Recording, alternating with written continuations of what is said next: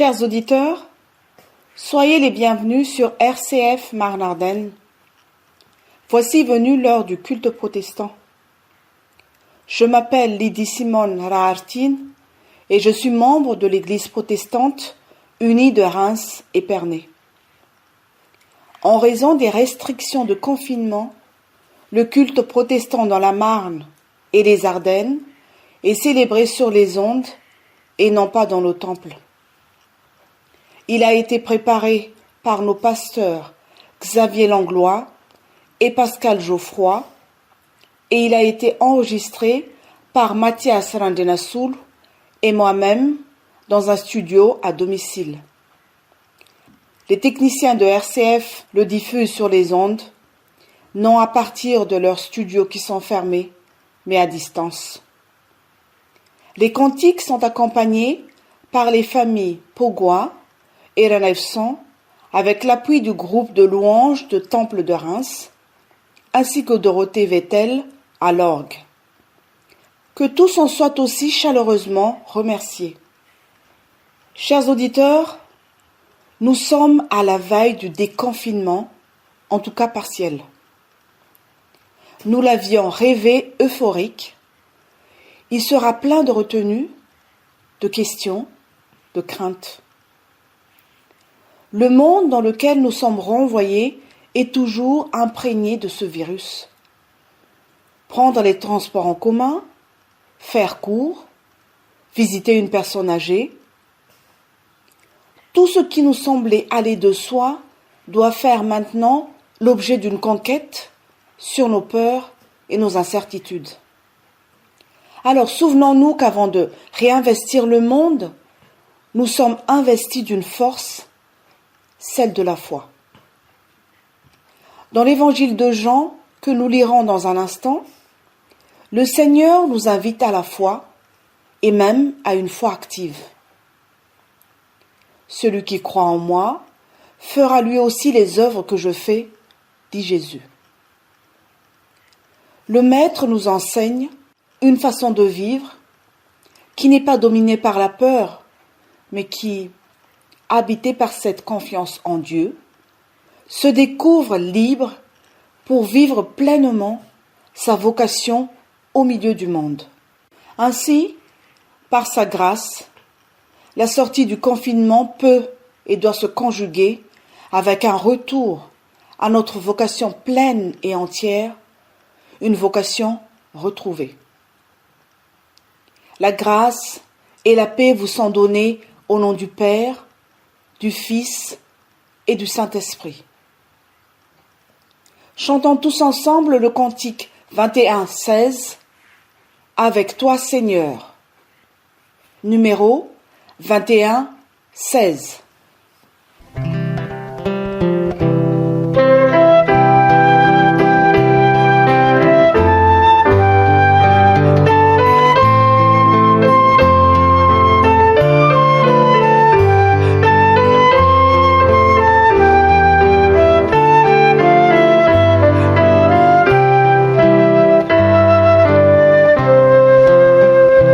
Avec toi, Seigneur, tous ensemble, nous voici joyeux et sûrs de ton amour. Tu nous as rassemblés dans la joie de ta présence, et c'est toi qui nous unis. C'est toi qui nous unis, ton amour a fait de nous des frères.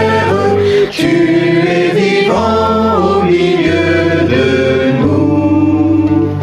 Avec toi, Seigneur, tous ensemble, nous voici joyeux et sûrs de ton amour. Tu nous as rassemblés dans la joie de ta présence, et c'est toi qui nous unis. Les mains tendues vers toi, nous venons t'offrir notre prière. Tu es vivant au milieu de nous. Avec toi, Seigneur, tous ensemble,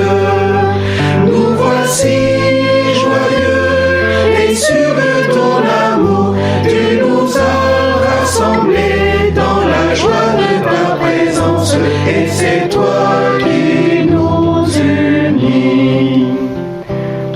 Venu à ton appel, nous voulons entendre ta parole. Tu es vivant au milieu de nous. Avec toi, Seigneur, tous ensemble, nous voici joyeux et sûrs de ton amour. Tu nous as rassemblés dans la joie de ta présence et c'est toi qui nous unis. Ô Christ ressuscité, nous chantons la vie que tu nous donnes. Tu es vivant au milieu de nous. Avec toi, Seigneur, tous ensemble, nous voici joyeux et sûrs de ton amour. Tu nous as rassemblés dans la joie de ta présence et c'est toi qui nous unis.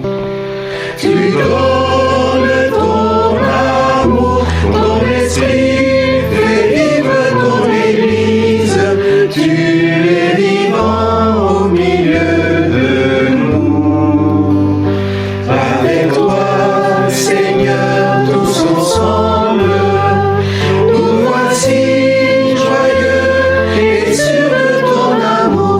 Tu nous as rassemblés dans la joie de ta présence et c'est toi qui nous unis.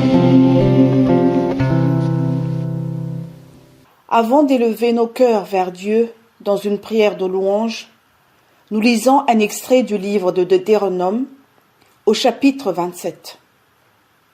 Il s'agit d'un discours de Moïse livré au nom du Seigneur au peuple d'Israël, à l'heure où il lui fallait entrer en terre promise. D'une certaine manière, le peuple hébreu a dû sortir d'une forme de confinement, l'isolement dans le désert, et réapprendre une vie sociale, bâtir des maisons, labourer des champs, vivre tout simplement une vie quotidienne. Écoutons les mots de Moïse.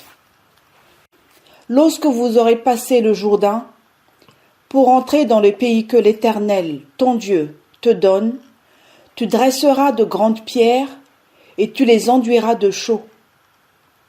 Tu écriras sur ces pierres toutes les paroles de cette loi lorsque tu auras passé le Jourdain pour entrer dans les pays que l'Éternel, ton Dieu, te donne, pays où coule le lait et le miel, comme te l'a dit l'Éternel, le Dieu de tes pères.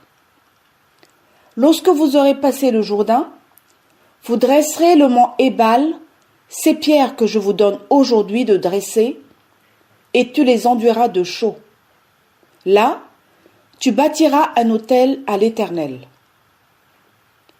Tu offriras sur cet autel des holocaustes à l'Éternel, ton Dieu. Tu offriras des sacrifices d'action de grâce, et tu mangeras là et te réjouiras devant l'Éternel, ton Dieu. Tu écriras sur ces pierres toutes les paroles de cette loi en les gravant bien nettement. Nous prions. Nous te louons, Seigneur, en cette heure incertaine où nous sommes invités à réapprivoiser notre espace. Nous te louons car nous savons que tu te tiens en fidélité au milieu de nos incertitudes, comme tu le fus au temps biblique. Fortifiés par le témoignage des Hébreux, nous voulons nous aussi avancer avec détermination dans cette réalité pourtant traversée par tant d'inconnus.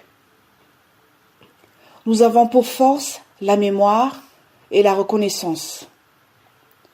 Dans ce temps d'exil immobile, de confinement, tu nous as parlé, tu nous as visités, tu nous as soutenus. Dans le creux de nos pérégrinations intérieures, tu nous as éduqués et fait grandir. Nous te louons pour cette expérience de foi. Nous ne l'écrirons pas sur des tables de pierre, mais son souvenir et sa pudique évocation nous donneront force et encouragement pour suivre la route. Nous te louons pour cet appel que tu nous lances à l'heure où l'existence se fait défi.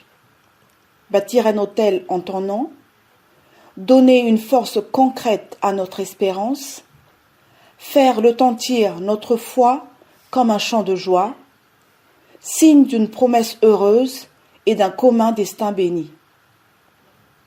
Nous te louons pour le lait et le miel, abondance donnée, qui conteste les fausses pénuries que nous invoquons pour justifier nos égoïsmes. Terre de promesses, quand le partage est osé. Terre de richesse, quand l'émerveillement devant ce qui est triomphe de regrets inutiles et paralysants. Nous te louons car, au cœur des décisions toujours à renouveler, tu te révèles comme le Dieu de l'histoire, celui dans la grâce et le levain dans notre mémoire et notre futur, celui dans la fidélité élève en nous un courage d'être. Nous te louons Seigneur, car la foi que tu as fait naître en nos cœurs bannit toute peur. Amen. Chantons le psaume 92, strophes 1, 2 et 4. Psaume 92, les strophes 1, 2 et 4.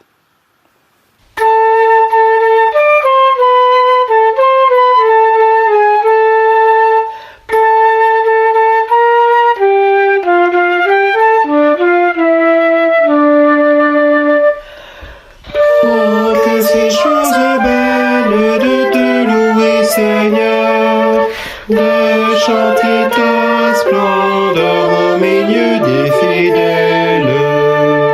Quand le jour vient de naître, d'annoncer ta bonté et ta fidélité quand la nuit va paraître. Tes œuvres surprenantes ont réjoui mon cœur et je dirai Seigneur, leur sagesse étonnante. Tes pensées sont profondes, plus il les étudie, plus l'homme est interdit, ta main garde le monde.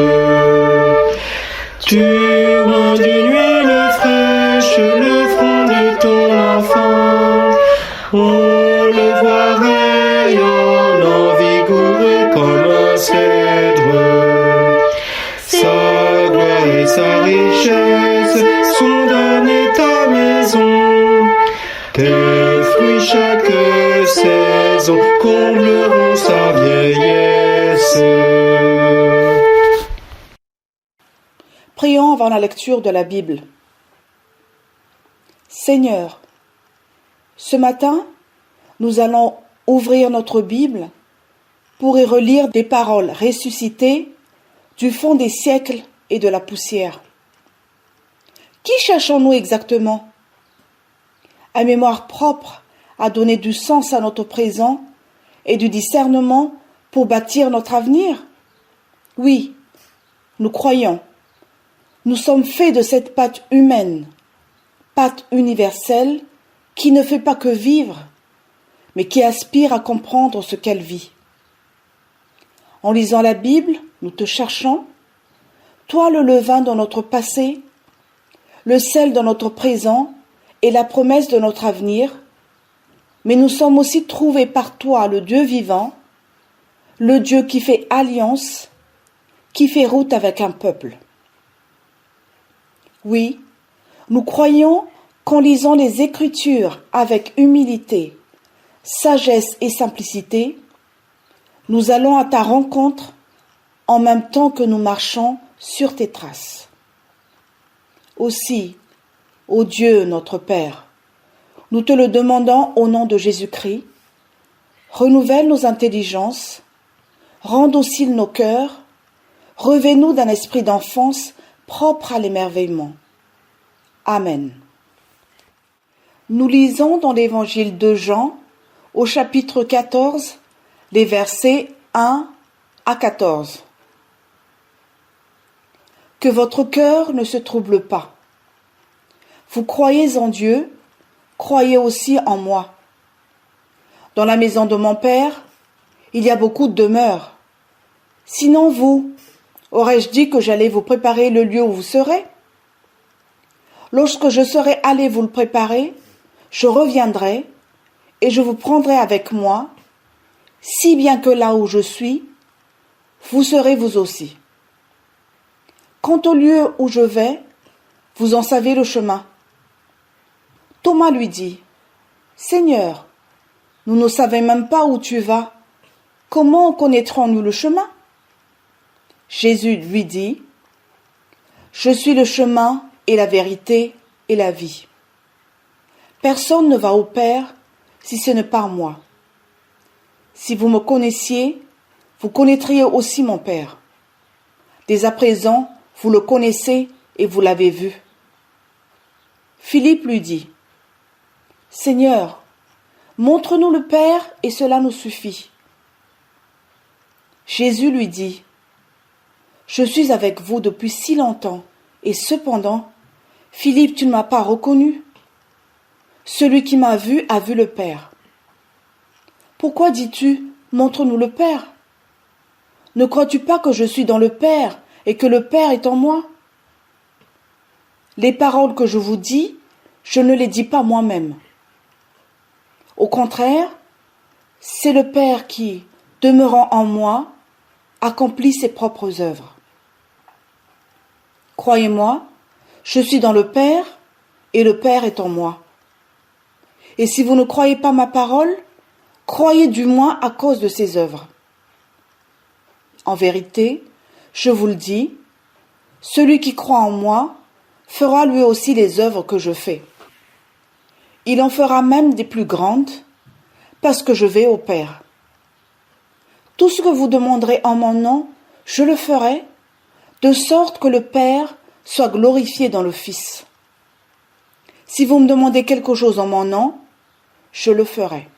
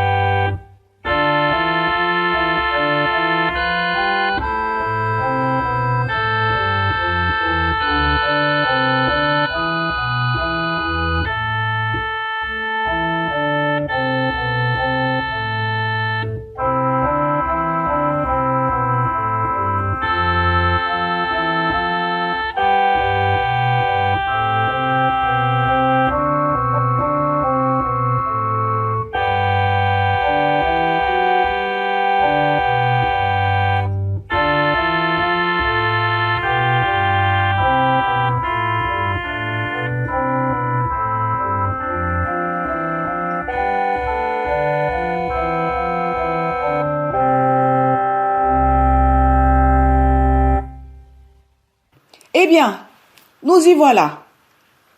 Après 2 mois de confinement, de vie réduite à leur plus simple et plus vitale possibilité, c'est la quille, la libération. Enfin, ça, c'est ce que nous avions imaginé au début du confinement. Depuis, le principe de réalité s'est imposé à nous et à nos rêves de liberté retrouvés. Nous savons que demain ne sera pas le retour à notre vie d'avant. La retrouverons-nous d'ailleurs?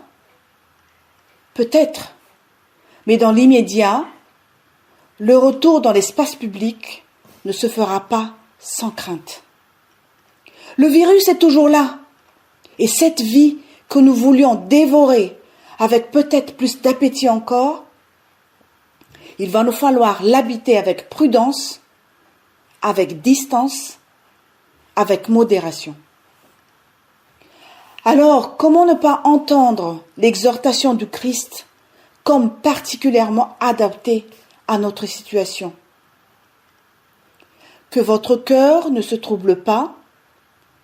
Vous croyez en Dieu, croyez aussi en moi, dit Jésus, ou plus exactement, comment dit-il? Il est vrai que le temps du Christ est peut-être pas autoritaire, mais en tout cas fortement impératif. Il nous appelle à une attitude dont nous ne pouvons faire l'économie. Le refus de la peur et la confiance. Cependant, tout en entendant ce vigoureux appel, on ne manquera pas de se sentir démuni. Suffit-il d'ordonner la paix pour dépasser la peur? Suffit-il d'ordonner la foi pour vaincre le doute? Le doute, la peur, comme d'autres sentiments tels la joie, le plaisir, le sentiment de bonheur, nous adviennent plus que nous ne les choisissons. On aura beau me dire de ne pas avoir peur. Que puis-je faire lorsqu'elle m'assaille? Même chose pour la question du doute. Oui, tout cela me semble plus facile à dicter qu'à vivre. En même temps, et heureusement dois-je ajouter, nous ne sommes pas condamnés à l'immobilisme.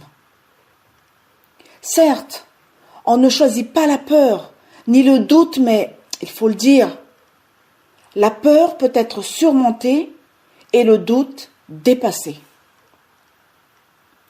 De ce point de vue, il faut entendre la juxtaposition de ces deux commandements, l'invitation à la paix et à la foi, comme l'exhortation du Christ à dépasser la peur en exerçant notre foi. Trouble et foi. Jésus pose ensemble le problème et la solution. Nous ne choisissons pas ce que nous advient, mais par la foi, nous pouvons le traverser. Jésus nous appelle donc à la foi, mais tout en parlant de façon assez neuve. En effet, on parle généralement, et à juste titre, de la foi comme d'un élan de confiance. C'est la base même de toute catéchèse. Croire, c'est s'en remettre à Dieu, s'abandonner à lui avec confiance. Mais ici, Jésus parle de la foi comme la conséquence de ce qui est vu. Cet enseignement est d'autant plus étrange que Jésus s'adresse entre autres à Thomas, lequel, à la résurrection, voudra voir avant de croire, et à qui il répondra « Bienheureux ceux qui sans avoir vu auront cru ». Croire plutôt que voir, dit Jésus, à la fin de l'Évangile. Pourtant ici, il nous appelle à la nécessité de voir pour bien croire. Cette façon de parler de la foi sur le mode du voir nous permet déjà de comprendre que la peur est dépassée lorsque nous cessons de regarder à elle. C'est comme si nous étions liés à ce que nous regardons. Le psaume 101 l'a bien compris en exprimant ce vœu. Je ne mettrai rien d'impur devant mes yeux. J'irai même plus loin. C'est comme si nous étions réclamés par ce que nous contemplons. Dans le récit de la sortie d'Égypte, au chapitre 14 du livre d'Exode, il y a un jeu de regard qui est tout à fait étonnant. Au port de la mer Rouge, les fils d'Israël levèrent leurs yeux et virent que l'Égypte s'est mise en route derrière eux et ils eurent grand peur. Dit le texte biblique au verset 10. Et Moïse encourage ceux qui ne voient que l'Égypte derrière eux en ces termes au verset 14. N'ayez pas peur, tenez bon et voyez le salut que le Seigneur réalisera pour vous aujourd'hui. Il est question de convertir son regard, ne plus voir l'Égypte comme un danger, mais de regarder au salut de Dieu. Précisons qu'il ne s'agit pas de tomber dans un déni de la réalité. L'irresponsable ne veut pas voir les problèmes, et encore moins les affronter. Mais il s'agit ici de leur refuser le droit de prendre toute la place. Celui qui ne regarde qu'à ses peurs est fasciné par elles. Fasciné au sens étymologique, charmé, séduit, ensorcelé, bref, prisonnier. Détourner ses regards revient à mettre une distance entre soi et la peur. Puisque les mesures de distanciation sont la règle pour revenir à un semblant de vie normale, entendons que nous devons mettre aussi de la distanciation avec la peur et surtout que nous le pouvons.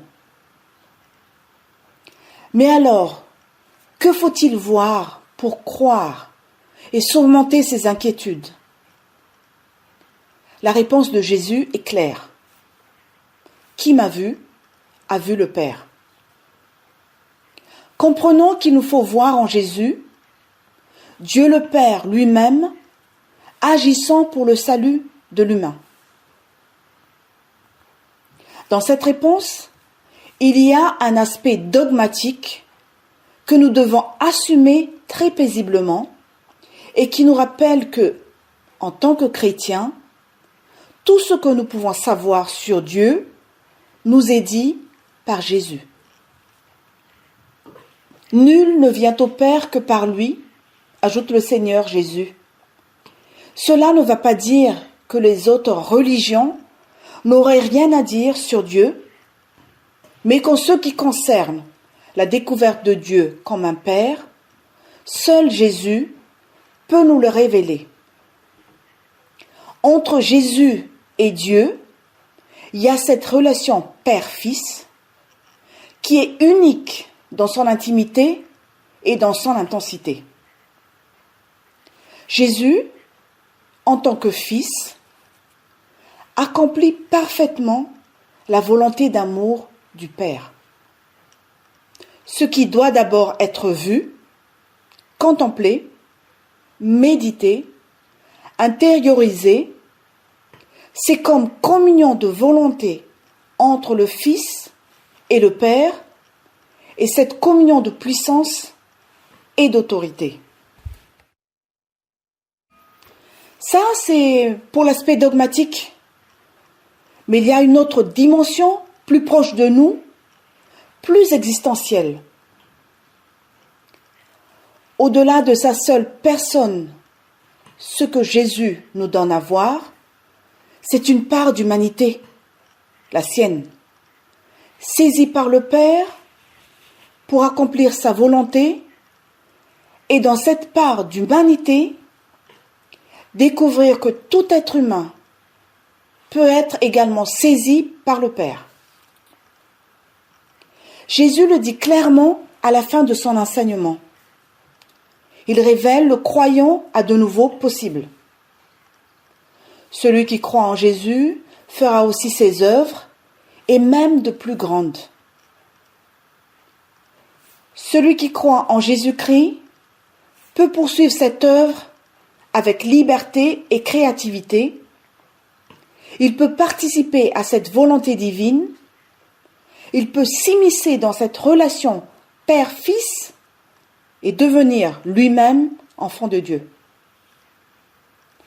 Nous sommes tout à la fois devant une relation très intime, celle du Père et du Fils, et en même temps profondément universelle, puisque cette relation n'est pas fermée sur elle-même, mais ouverte à tous ceux qui y entreront par la foi. Dans ce qui relie Jésus et son Père, nous entendons notre appel et notre devenir.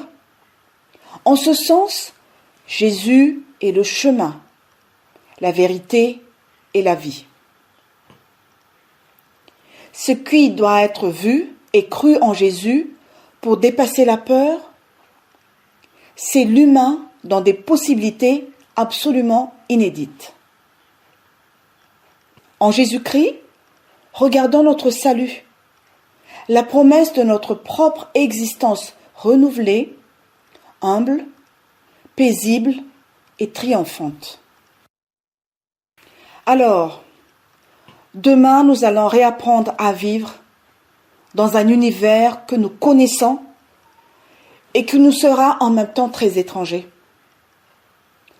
Un univers qu'il va falloir réapprivoiser, peut-être même réinventer, car notre vie sociale comme ecclésiale sera encore barrée par des manques. Quand pourrons-nous nous rassembler à nouveau? Quand pourrons-nous visiter nos anciens, rassembler nos jeunes?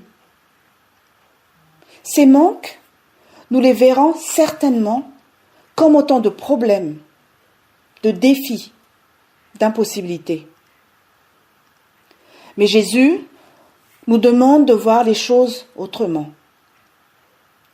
Il nous demande surtout de regarder ailleurs, de regarder à lui notre salut, lui qui nous conduit et nous ouvre un passage. N'ayez pas peur, croyez en Dieu, croyez en Jésus. Si notre environnement nous semble bien différent, au fond, rien n'a changé. Jésus a révélé Dieu comme un Père, le Dieu qui s'unit à ses enfants pour partager avec eux une même volonté. Jésus a révélé l'humain comme enfant de Dieu, rendu capable d'accomplir sa volonté. Celui qui nous a préparé une place dans le royaume du Père nous élève dès aujourd'hui à la hauteur des défis qui nous attendent. Amen.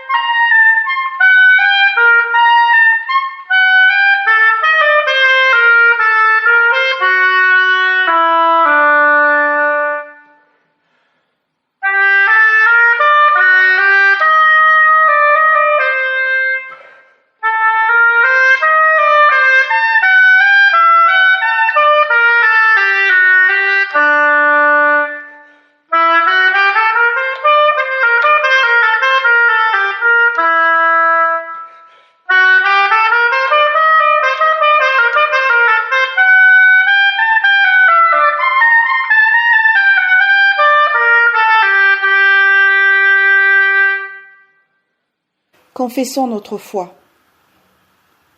Éclairés et rassemblés par la parole de Dieu, nous affirmons notre foi. Pour le monde et pour moi, j'ai confiance en Jésus de Nazareth. Il est le seul sauveur et maître. Il a été l'homme véritable, comme nul homme ne peut l'être par lui-même. Il est mort sur une croix pour les autres et pour le monde, comme pour moi. Il est ressuscité, il est présent parmi les hommes, et pour les servir, il recrute son Église sans tenir compte de nos distinctions. Il agit par les hommes et les femmes dans l'histoire pour l'amener à son but. Un univers réconcilié dans l'amour.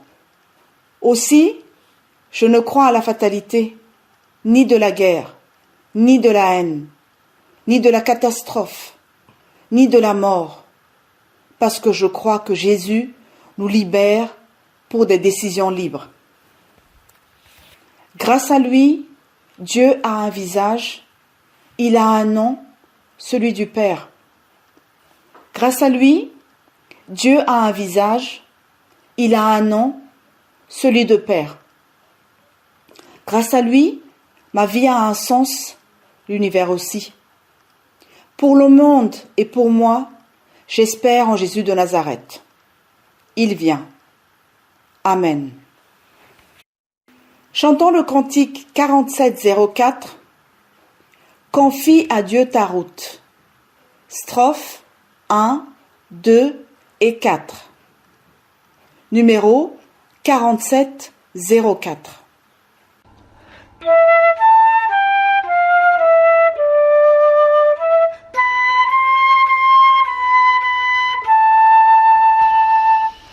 Confie à Dieu ta route, que c'est ce qu'il te faut. Jamais le moindre doute ne le prend en défaut. Quand à travers l'espace, il guide astres et vents, ne crois-tu pas qu'il trace la route à ses enfants? Ton chemin qu'on t'impose peut devenir le sien. Chaque jour il dispose de quelque autre moyen. Il vient tout est lumière, il dit tout est bien fait. Il ne met de barrière à ce que sa main fait. Bénis au Dieu nos routes, nous les suivrons heureux. Car toi qui nous écoutes, tu laisses que les vœux. Chemin brillant d'où sombre, j'y marche par la foi. Même au travers des ombres, ils conduisent à toi. Ô Seigneur notre Dieu, en cet instant où nous allons prier pour le monde, nous nous souvenons du témoignage de ton peuple Israël. Un jour, pour dépasser ses incertitudes, Moïse l'a enjoint à convertir son regard.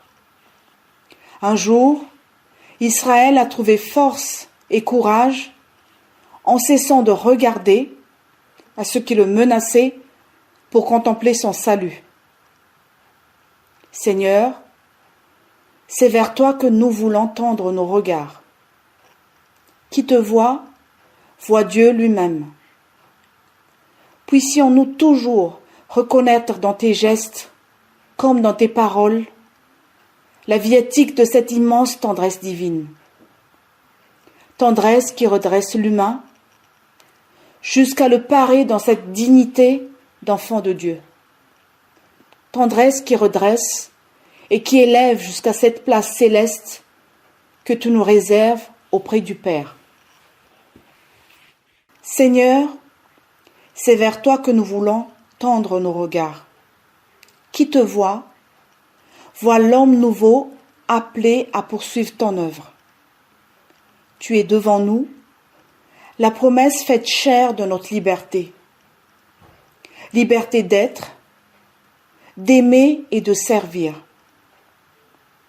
Liberté de croire en dépit du doute, d'espérer en dépit de vicissitudes de l'histoire, de servir en dépit de nos égoïsmes. Et surtout, liberté de vivre comme des enfants de Dieu en dépit de notre condition pécheresse. Seigneur, c'est vers toi que nous voulons tendre nos regards. Qui te voit le monde promis à sa rédemption. Que ton image s'imprime au fond de nos yeux, afin que nous ne puissions plus lire le monde autrement qu'au travers de ta grâce. Non plus le recevoir uniquement tel qu'il est, mais le reconnaître comme ce qu'il deviendra, le lieu où ton règne s'établira pour toujours. C'est pourquoi nous te remettons ce monde, nous te remettons ces luttes, nous te remettons ces errances, nous te remettons la multitude de ces désirs contradictoires, nous te remettons ces aspirations à plus de justice, nous te remettons ceux qui se sentent à la marge et en manque de dignité, nous te remettons ces deuils et ces maladies. Nous portons devant toi toute forme de violence, et particulièrement les violences conjugales. Nous te remettons tous ceux qui sont fatigués et éprouvés. Nous te remettons les plus anciens, si longtemps isolés. Et dans ce monde, nous te remettons ton peuple missionnaire. À l'aube d'un jour nouveau et d'une mission nouvelle, ô notre Dieu, nous te prions comme ton Fils nous l'a enseigné, et d'un même cœur, nous te disons, notre Père qui es aux cieux, que ton nom soit sanctifié, que ton règne vienne, que ta volonté soit faite sur la terre comme au ciel. Donne-nous aujourd'hui notre pain de ce jour. Pardonne nos offenses, comme nous pardonnons aussi à ceux qui nous ont offensés. Et ne nous laisse pas entrer en tentation, mais délivre-nous du mal. Car c'est à toi qu'appartiennent le règne, la puissance et la gloire, pour les siècles des siècles. Amen. Il faut sortir, gens de mon peuple. Ici, c'est le campement d'un instant, le lieu d'une halte, où Dieu et l'homme s'arrête avant de reprendre la route. Sortez, gens de mon peuple. Vous êtes le peuple en partance. Votre terre n'est pas ici. Vous êtes peuple en mouvement, étranger, jamais fixé, gens de passage vers la demeure d'ailleurs. Sortez, gens de mon peuple, allez prier plus loin. La tendresse sera votre cantique et la vie votre célébration. Allez, vous êtes la maison de Dieu, les pierres taillées à la dimension de son amour. On vous attend dehors, gens de mon peuple.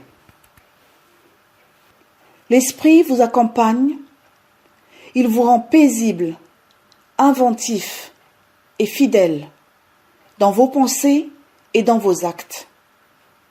Amen.